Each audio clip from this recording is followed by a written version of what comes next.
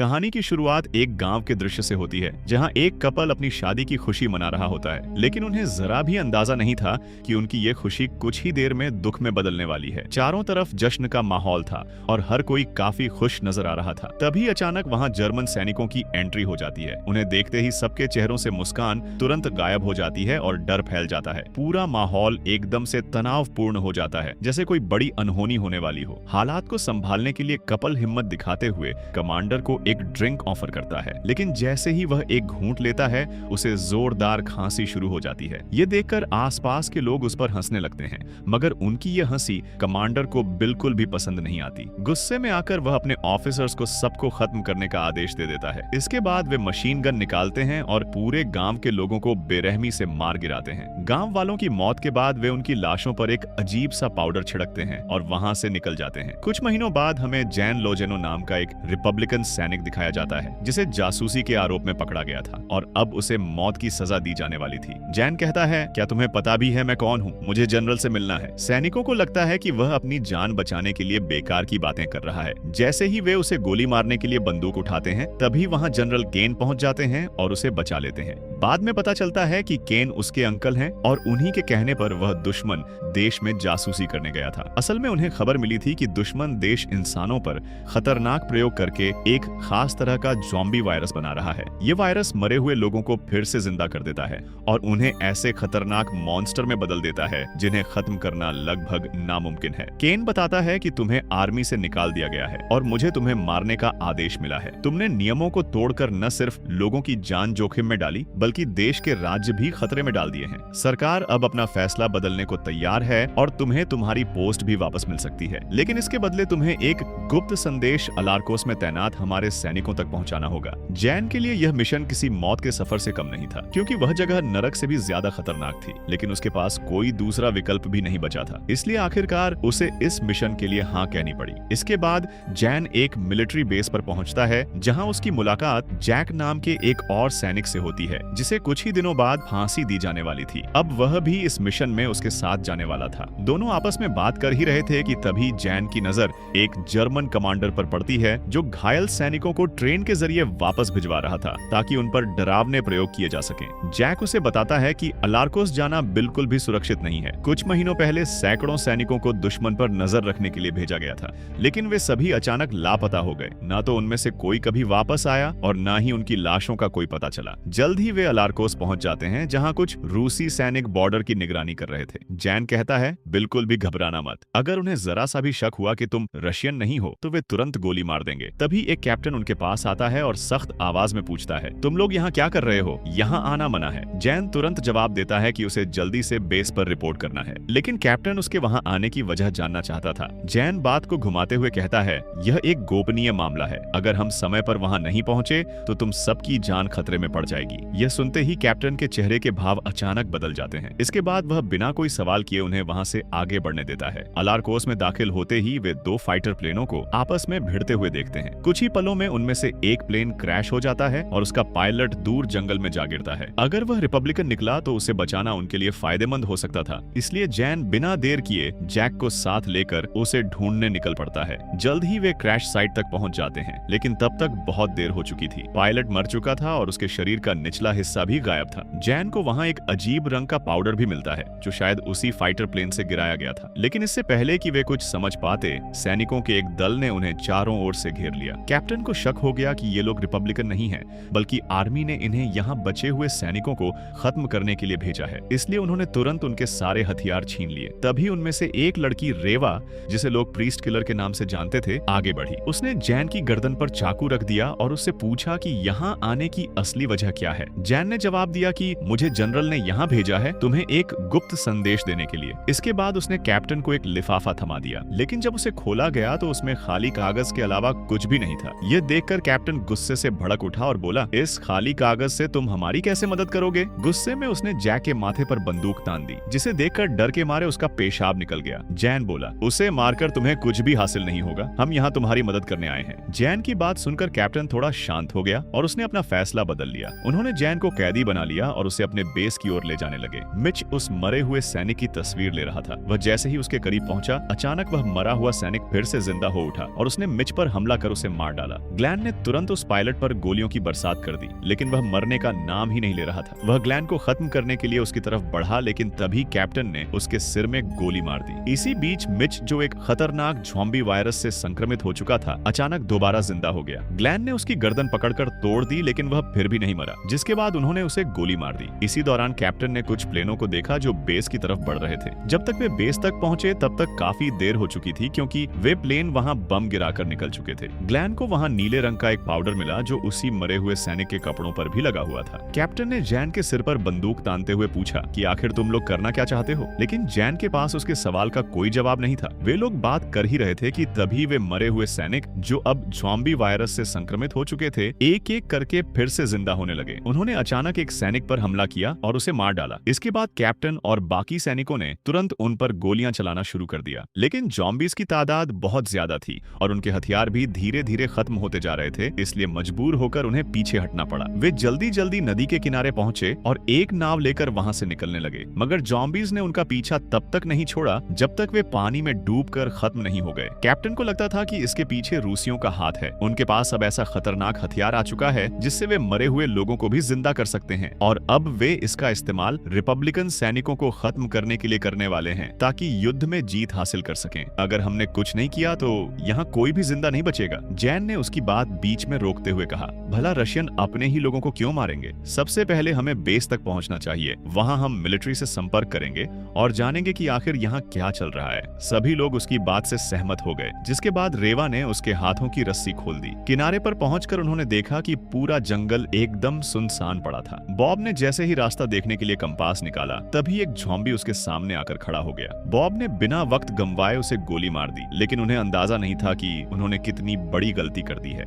गोली की आवाज सुनते ही जंगल में छिपे सारे ज़ॉम्बीज एक एक करके बाहर निकलने लगे और उन्होंने उन पर धावा बोल दिया। उन्होंने ज़ॉम्बीज पर लगातार फायरिंग शुरू कर दी, लेकिन उनकी संख्या इतनी ज्यादा थी कि वे ज्यादा देर तक उनका सामना नहीं कर पाए। मुकाबले के दौरान ज़ॉम्बीज ने ग्लैन पर हमला कर दिया। ग्लैन मदद के लिए चिल्लाता रहा, लेकिन कोई भी उसे बचा नहीं सका। इसके बाद वे ज़ॉम्बीज उसे मारकर खत्म कर देते हैं। इससे पहले कि वे बाकी सबको भी खत्म कर देते, वे लोग किसी तरह वहां से भाग निकलते हैं। भागते भागते वे एक सेफ हाउस तक पहुंचते हैं, जहां उन्हें एक नन और 2 सैनिक मिलते हैं, जो महीनों पहले हुए इस ज़ॉम्बी हमले से किसी तरह जिंदा बचे हुए थे। बॉब और बाकी लोगों को खतरा समझकर उन्होंने तुरंत उन पर बंदूक तान दी, लेकिन जैन ने समझदारी दिखाते हुए सभी को शांत किया और कहा, अगर हम एक दूसरे का साथ नहीं देंगे तो कोई भी जिंदा नहीं बचेगा। इसके बाद सबने अपनी अपनी बंदूक नीचे कर ली। सिस्टर जुडेल से उन्हें पता चलता है कि इन ज़ॉम्बीज ने पूरे गांव को बर्बाद कर दिया है। वे लोग यहाँ महीनों से फंसे हुए हैं और अब उनका खाना भी खत्म होने के करीब है। इतना ही नहीं, बेस भी पूरी तरह तबाह हो चुका है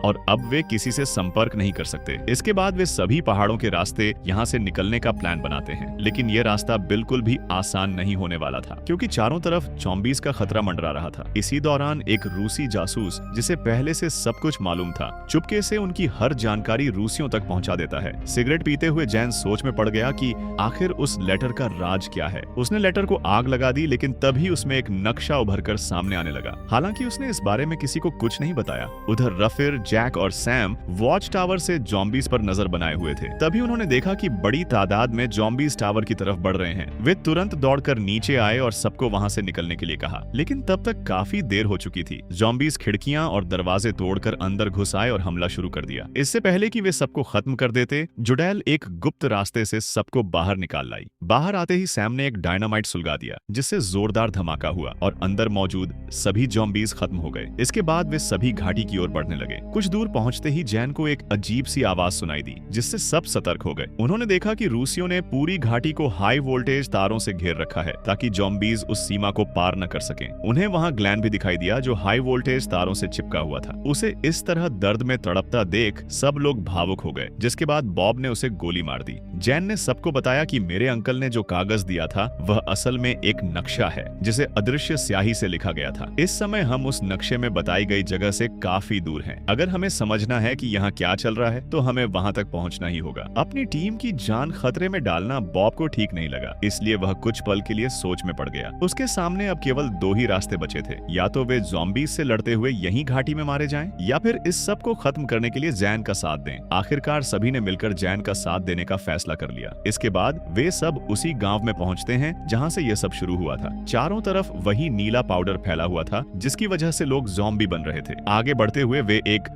गुप्त लैब तक पहुंचते हैं जहां इस वायरस को तैयार किया गया था। वे अंदर बढ़ ही रहे थे कि तभी उनकी नजर एक लड़की पर पड़ती है जो बुरी तरह घायल थी। पूछने पर उन्हें पता चलता है कि उस लड़की का नाम एना है और वह कई महीनों से वहीं छिपकर जी रही है। एना बताती है कि उसकी शादी के दिन कुछ जर्मन सैनिक गांव में आए थे और उन्होंने पूरे गांव को बेरहमी से खत्म कर दिया, लेकिन अपने पति की मदद से वह किसी तरह बच निकलने में कामयाब हो गई। उन्होंने मरे हुए लोगों पर नीले रंग का पाउडर छिड़का जिससे वे दोबारा जिंदा हो उठे। वे मरे हुए लोगों पर लगातार प्रयोग करते थे ताकि उन्हें और भी खतरनाक बनाया जा सके। लेकिन एक दिन लैब में जबरदस्त धमाका हुआ और यह वायरस हर तरफ फैल गया, जिससे वहां मौजूद सभी लोग मारे गए। अब उन्हें समझ आ गया था कि इस वायरस को रूसियों ने नहीं बल्कि नाजियों ने तैयार किया है। इसी बीच हम रोमेरो को देखते हैं जिसे उन खतरनाक प्रयोगों की फाइल मिल चुकी थी जिसके जरिए मरे हुए लोगों को फिर से जिंदा किया जा सकता था। वे लोग उसे फाइल वापस रखने को कहते हैं, लेकिन रोमेरो साफ इनकार कर देता है। वह इस फाइल को रूसियों तक पहुंचाना चाहता था ताकि वे इस फार्मूले का इस्तेमाल कर बाकी देशों पर अपनी पकड़ बना सकें। उसने जैक को पकड़ लिया और सबको अपनी बंदूकें नीचे रखने को कहा। मजबूरी में उन्हें उसकी बात माननी पड़ी,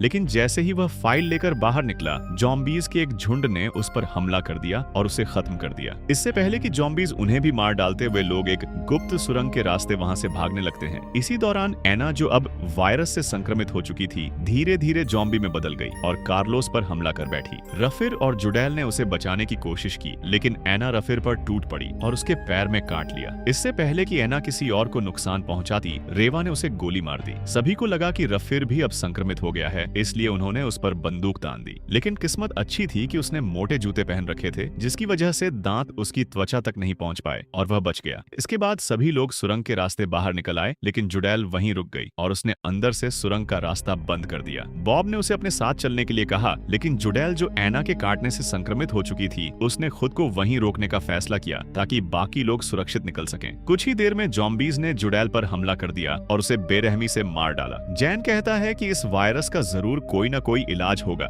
वरना वे ज़ॉम्बीज़ को यूं खुले में घूमने नहीं देते। वह इस जंग को खत्म करने के लिए सबकी मदद चाहता था, लेकिन कोई भी उसके साथ जाने के लिए तैयार नहीं हुआ, क्योंकि आर्मी को आदेश मिले थे कि रिपब्लिकन सैनिकों को देखते ही गोली मार दी जाए। जैन उनसे वादा करता है कि चाहे कुछ भी हो जाए, वह आर्मी के हाथों किसी को मरने नहीं देगा। इसके बाद वे लोग उसके साथ चलने के लिए तैयार हो जाते हैं। लेकिन इसी बीच जैक, जिसे ज़ॉम्बी ने काट लिया था, उसने यह बात किसी को नहीं बताई। अगली सुबह घाटी पहुंचकर जैन अपने अंकल से मदद मांगने जाता है। वह चाहता था कि उसके सभी साथियों को माफ कर दिया जाए और उन्हें अंदर आने दिया जाए, लेकिन उन्होंने उसकी मदद करने से साफ इनकार कर दिया। उनके साथ वही जर्मन अफसर भी था जो घाटी के लोगों पर प्रयोग करके उन्हें ज़ॉम्बी बना रहा था। जैन के वहां से जाते ही उस जर्मन अफसर ने उसके अंकल को भी मार डाला। वापस आकर जैन सबको बताता है कि उसके अंकल जर्मनों के साथ मिले हुए हैं और उन्होंने ही इस खतरनाक हथियार को बनाया है ताकि वे इस जंग को जीत सकें। पहले वे बातचीत करके अंदर जाने की सोच रहे थे, लेकिन अब वह रास्ता पूरी तरह बंद हो चुका था, इसलिए उन्होंने बेस को उड़ाकर अंदर घुसने की योजना बनाई। जैक उन्हें बताता है कि उसे ज़ॉम्बी ने काट लिया है और वह कभी भी ज़ॉम्बी में बदल सकता है। वह ऐसी मौत नहीं मरना चाहता था, इसलिए उसने यह काम खुद करने का फैसला किया। उसने ग्रेनेड की पिन निकाल दी और उसे लेकर बेस की तरफ बढ़ने लगा, लेकिन वहां पहुंचने से पहले ही सैनिकों ने उसे गोलियों से भून दिया। उन्हें लगा कि उनका यह प्लान भी पूरी तरह नाकाम हो गया है, लेकिन तभी कुछ ऐसा हुआ जिसकी किसी ने कल्पना भी नहीं की थी। जैक अब पूरी तरह ज़ॉम्बी बन चुका था। वह लड़खड़ाते हुए आगे बढ़ा और ग्रेनेड की पिन खींचकर बेस को उड़ा दिया। धमाका इतना जोरदार था कि वहां मौजूद सभी सैनिक पल भर में मारे गए। जैन अपने साथियों के साथ अंदर जाने ही वाला था कि तभी उसकी नजर दूर से आते ज़ॉम्बीज़ के एक बड़े झुंड पर पड़ी जो धीरे धीरे उनकी तरफ बढ़ रहे थे। देर होने से पहले ही वे लोग तुरंत अंदर घुस जाते हैं। कुछ ही पलों में वे ज़ॉम्बीज़ भी अंदर पहुंच जाते हैं और वहां मौजूद सभी सैनिकों को संक्रमित कर देते हैं। जैन, बॉब और रेवा एंटीडोट लेने के लिए लैब की तरफ बढ़ रहे थे, लेकिन तभी ज़ॉम्बीज़ ने उन्हें चारों ओर से घेर लिया और उन पर हमला करने लगे। तभी ठीक समय पर राफेर वहां पहुंचा और उसने किसी तरह सबकी जान बचा ली। कुछ ही देर में वे तीनों अलग हो गए। जैन और रेवा एंटीडोट लेने के लिए लैब की तरफ निकल पड़े, जबकि बॉब इंजन की ओर बढ़ गया ताकि वह ट्रेन स्टार्ट करके सबको यहाँ से बाहर निकाल सके। उधर कार्लोस को दिखाया जाता है जो उन ज़ॉम्बीज़ से बचने की कोशिश कोशिश कर रहा था। राफेल उसकी मदद के लिए आगे बढ़ता है, लेकिन ज़ॉम्बीज उसे भी पकड़कर नीचे खींच लेते हैं। उन ज़ॉम्बीज से बचते हुए सैम और कार्लोस किसी तरह कार के अंदर पहुंच गए। ज़ॉम्बीज ने उन्हें चारों तरफ से घेर लिया था और अब उनके बचने की उम्मीद लगभग खत्म हो चुकी थी। तभी उन्होंने देखा कि पास में काफी सारे एक्सप्लोसिव्स रखे हुए हैं। इसके बाद सैम ने ब्लास्ट कर दिया, जिससे सभी ज़ॉम्बीज उड़ गए।